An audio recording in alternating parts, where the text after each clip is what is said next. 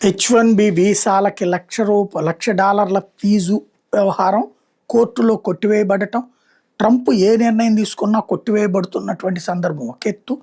Even మొన్ననే సెనెట్‌లో గాని, అంతకుముందు ఏదైతే కాంగ్రెస్‌లో గాని ట్రంప్ చేసుకొచ్చినటువంటి తీర్మానాలు తిరస్కరించబడటం, యుద్ధానికి సంబంధించి డబ్బులు కూడా ఇవ్వబోమని చెప్పడం లాంటి పరిణామాలు చూసాం.